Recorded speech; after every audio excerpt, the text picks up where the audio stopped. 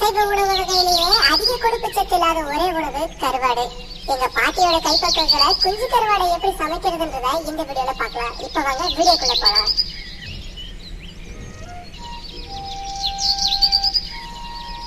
குஞ்சு கருவாடு சின்ன சின்னதா இருக்கிறதுனால மணல் தூசி இது மாதிரி நிறைய இருக்கும். அது போறதுக்காக முறத்துல வச்சு புடைச்சு எடுத்துக்கலாம்.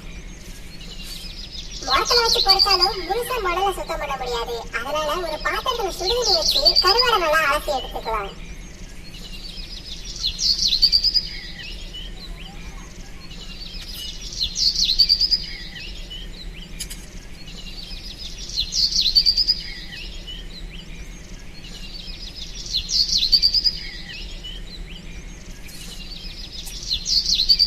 ரெண்டு பெரிய வெங்காயம், ரெண்டு தக்காளி, ரெண்டையும் பொடி பொடியா நறுக்கி தனித்தனியா எடுத்து வச்சுக்கலாம்.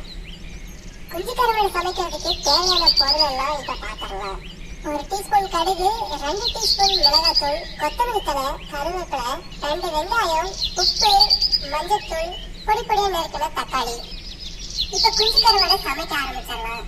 சட்டி சூடானதும் கொஞ்சம் எண்ணெய் சேர்த்து கடுகு சேர்த்துக்கலாம். இப்ப கடுகு நல்லா பொரிஞ்சிருச்சு. கருவேப்பிலையை இப்ப சேர்த்துக்கலாம். பொடி பொடியா நறுக்கி வச்சிருக்க வெங்காயத்தை இப்ப சேர்த்துக்கலாம்.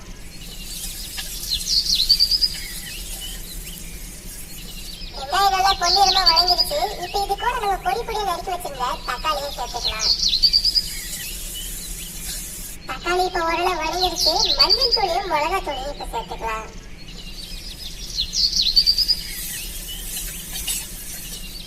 இப்ப வதங்கும் போது தேவையான அளவுக்கு கொஞ்சம் உப்பு சேர்த்துக்கலாம்.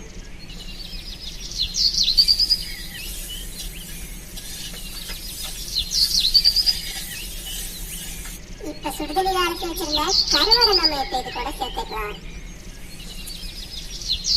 கருவாடை அடிப்பிடிக்காம இருக்க மிதமான சூட்டுல கிண்டிக்கிட்டே இருக்கலாம். அடிப்பிடிக்கிற மாதிரி இருந்ததுன்னா கொஞ்சம் எண்ணெய் அது கூட சேர்த்துக்கோங்க.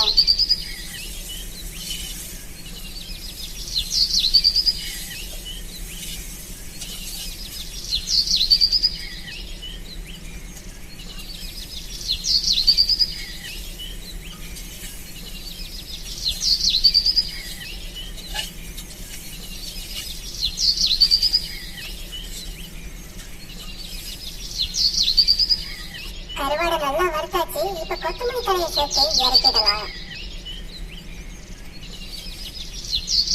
எங்க தாத்தாவுக்கு ரொம்ப பிடிச்ச குஞ்சு கருவாடு இப்ப தயாராயிடுச்சு.